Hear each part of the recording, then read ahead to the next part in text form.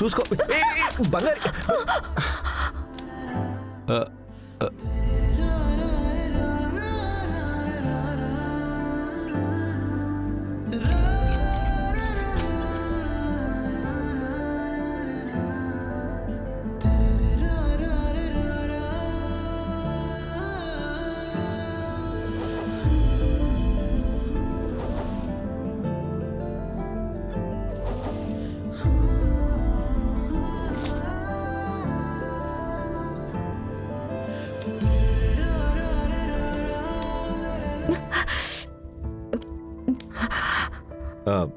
బంగారి, మీ అమ్మని కావాలని ఆ ఇంట్లో ఫ్రేమ్ చేశారు.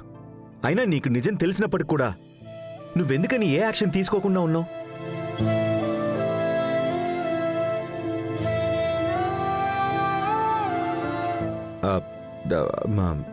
న్యాయంగా చూస్తే నువ్వు ఇది జానుకు చెప్పి పెద్ద గొడవ చేసి ఉండాల్సింది. ఎవరు దీనికి కారణమయ్యారో అందరినీ ఈ ఆఫీస్ నుంచి ఫైర్ చేసేయాలి. కానీ నువ్వేం చేయలేదేంటి బంగారి? మా అమ్మనే మీ అత్త అని తెలిసి మీరెందుకు రవి సార్ ఎవరికీ చెప్పలేదు? అది మీ నాన్నకి మీరు చేసిన ప్రామిస్ మాత్రమే కారణం కాదు, దానికి మించి వేరే కారణం కూడా ఉంది కదా రవి సార్. ఇది మన కుటుంబం. ఇక్కడ మంచివాళ్లు చెడ్డవాళ్లు అందరూ కలిసే ఉంటారు. ఒక కుటుంబంలో అందరూ ఒకేలా ఉండాలని ఏం అవసరం లేదే. దానివల్ల ఒకరి మీద ఒకరు తప్పు అని వేలు చూపించుకుంటూ ఒకరి మీద ఒకరు పగలు తీర్చుకోడాలు, ఇదంతా కుటుంబానికి మంచిది కాదు. ఇలా పగలు తీర్చుకుంటూనే పోతే కుటుంబం ముక్కలుగా చీలిపోతుంది. అలా అని అన్నిటినీ సహిస్తూ వదిలేయాలని చెప్తున్నావా? నేను అలా చెప్పడం లేదు రవి సార్. ఎవరెవరికి ఎలా చెప్తే అర్థమవుతుందో అలాగే అర్థమయ్యేటట్టు చేయాలి. ఇక్కడ ప్రేమతో మార్చలేని మనుషులు ఎవరూ లేరు.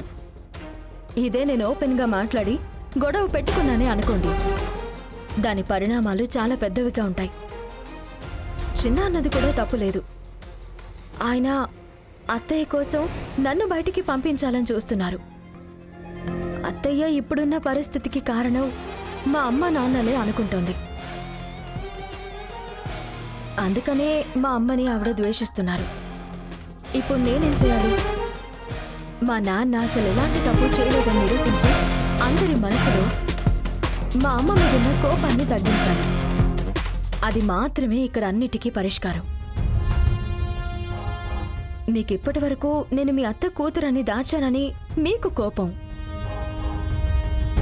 అయినా 2-3 విషయాలు దాస్తేనే కుటుంబం ఒకటిగా ఉంటుందని పెద్దలంటారు. ఇందులో ఎవరు కరెక్ట్ ఎవరు తప్పు, వాళ్ళకి సంబంధించినంత వరకు వాళ్ళు కరెక్ట్. మీకు కోపం రోషం అబద్ధం చెప్పకపోవడం కరెక్ట్. నాకు చిన్నాన్నని పట్టించి అత్తయ్యని హర్ట్ చేస్తేనే మా అమ్మ నిరపరాధి అని నిరూపించగలనంటే నేను చేయను. నేనది వేరే రకంగా కూడా నిరూపించగలను. ఆ పని నేను తొందరలోనే చేస్తాను. నా వల్ల ఈ కుటుంబంలో ఎవరికి ఎప్పటికీ ఎలాంటి ఇబ్బంది రానివ్వను. నాకు ముందు ఈ కుటుంబమే, ఆ తర్వాతనే ఇంకేదైనా.